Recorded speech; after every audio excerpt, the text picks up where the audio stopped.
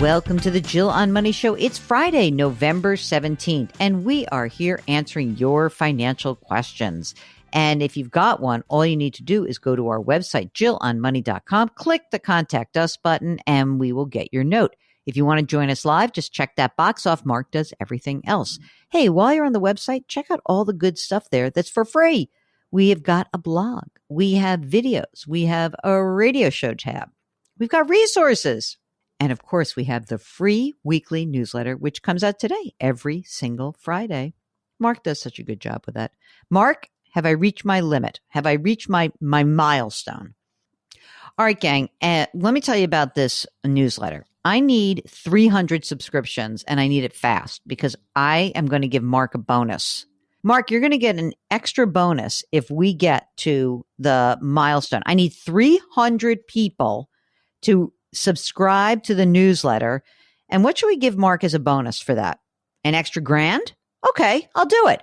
I'm going to give Mark an extra $1,000 if I get 300 of you to subscribe to the newsletter. Don't forget, there's people who are falling off every day.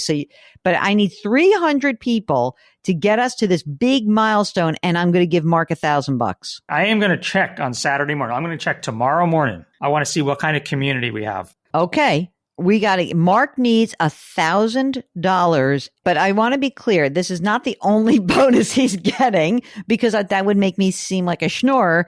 I mean, it is in addition to his other bonus that he gets. So will Mark get the extra $1,000 this year? I need 300 people to help him out. 300 people. And if you sign up for the newsletter just for the fun of it, shoot him a note and say, like, I got you. I'm one more closer to getting your $1,000. I'm going to give Mark $1,000 if we get to that milestone. Let's do some emails. Ed writes, I'm in my 80s. My company-sponsored 401k has been losing money, and I can't afford to lose. Since my company changed managers of our 401k from a highly rated company to a second financial company, which is much lower rated, this is by Consumer Reports rating, I'm not satisfied. Can I move a 401k from one investment company to another that is responsive to the losses? Okay, first of all, hold on. I presume you're not working at this company anymore. You're in your 80s. You can move your 401k wherever you want. You can do a direct rollover. But to be clear, when you roll over, you're not going to have somebody managing your money for you, I don't think. You're just going to do it yourself. If you do want someone to manage your money, then we would have to talk a little bit about what your needs are. Do you need someone to do this just automatically? Then you can do that with a lot of different companies. You can do it with Fidelity and Charles Schwab, and you can do it with Betterment. You can do it 100 zillion different choices out there. But if you want real specific advice, that's something different. So Ed, you can totally move it, direct rollover into an IRA rollover account, but I would like to know a little bit more about you so that we can make sure that this is the right thing for you. Okay, this is from Lisa. You recently suggested an allocation of 50% large cap equities, 15% small cap, 15% international, 20 intermediate bonds. I'm curious, is there a reason why U.S. mid cap equities are not included in the allocation? Or instead of adding mid caps, does it make sense to use a total market index instead of, you know what? I agree with you.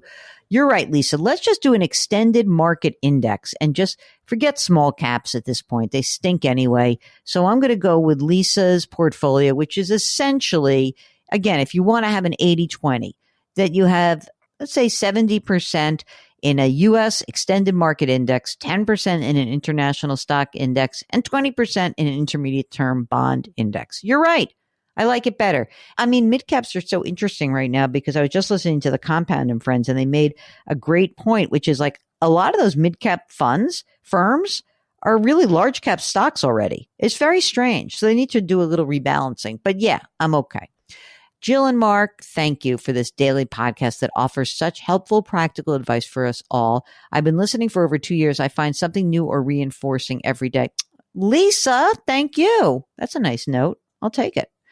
Okay, this is a question from Gary. He writes, this is another take on one of your favorite topics upon which you like to find disfavor. After 20 years of owning a whole life policy, I'm beginning to think you're right. I have listened to your advice to an individual considering the purchase of a whole life policy, as well as to an individual who purchased a policy 3 years ago. Wait till you hear my story. Here we go. You ready, Mark? Gary says, I'm 69 years old and I'm still working in a job that I love, and I hope to work substantially full time for another 5 years. I'm about to celebrate my 46th wedding anniversary. Gary is a guy who is loyal, I'll tell you that much. They've got 2 kids in their 40s, 6 grandkids. Children are financially secure. We've got no debt, no plans to incur debt. My annual income is in the low 7 figures. Got that, Mark? Low 7 figures.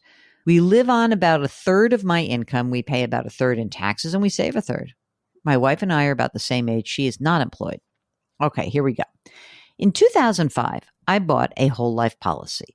The initial death benefit was $1 million, and it's now $1.65 million. I have no other insurance, but don't know why I need any insurance. I paid $51,000 into the policy for 14 years until my policy was, quote, paid up. What does that mean, gang? When he says paid up, he means that you don't have to pay any more. You don't have to make premium payments, and the insurance policy will stay in force. I've made no premium payments for 5 years. Guess what the cash value is now? Just over $1 million. Not a great investment. Okay, not a good investment, but I've made worse. Okay. Here's why I purchased the policy. 1, I was investing in the stock market and maxing out my 401k. I wanted an investment alternative to the stock market. Okay, fair enough. 2, I was looking for another bucket of funds for retirement and planned to pull $70,000 a year beginning at age 70. And 3, I wanted an investment that was exempt from creditors just in case I suffered a malpractice claim that was not fully covered by insurance. Okay. None of those are bad reasons. Interest rates earned under the policy have averaged 5.5%. It's lower than what I might have initially expected, but it's the chance I took. What I did not realize is that once I started pulling money out of the policy and had received a return of my basis, pay attention to this, that I would start paying taxes on what I was pulling out. And if I cashed in the policy at some later date, I would owe significant income taxes. You probably know a lot more than I do as to what I can expect for the next 10 or 15 years from this policy. So gang, here's the thing. You put a certain amount of money in, the money grows. But what's weird about insurance is that while the money is inside the policy, there's no tax due. But once you have pulled out the amount of money that satisfies your cost basis, what you put in, everything that comes out is ordinary income. Ordinary income, not even capital gains. So that's a little bit of an issue. Okay, now here's the next part of the story. His parents are alive and well. They're in their mid-90s. So I have to live like I will die tomorrow, but I plan to live to 100. My father-in-law is also in his mid-90s. My wife needs to do the same. The life insurance policy represents a little less than 10% of my investable assets. I would not expect to start tapping the cash of the policy for another 5 or 6 years. I'm in the maximum tax bracket, but I may not be in the maximum when I stop working full-time. What, if anything, do I do with this policy? I'm going to say nothing. Don't do anything. You know, that you can just have a paid up policy and you'll go from there, and once you're 20 years in, I figure you're kind of like, you've voted, and it's not the worst thing in the world. It really isn't. So I think the rationale is fine. I would have given you some other potential ways of considering this, kind of going forward. You are where you are, and it's fine. It's totally fine. So I'm good with that. I really am. Okay. And finally, this is from Robert, who writes, I'm getting a lot of emails telling me to get out of the cash dollars that I have in the bank and into precious metals like gold and silver before the dollars that I have in the bank are converted to digital currency. First of all, this is silly. Stop thinking that. Turn off your radio, because I know this is like all over AM radio. So no, you don't need to do anything. Don't worry. If you want to own some precious metals, maybe inside of an account, like in a 401k or an IRA or a Roth, you can have a little bit of a commodities fund. And that's it. No more than 3% of the total invested assets. Robert, everyone calm down.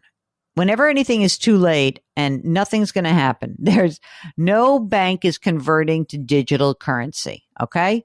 Everyone breathe.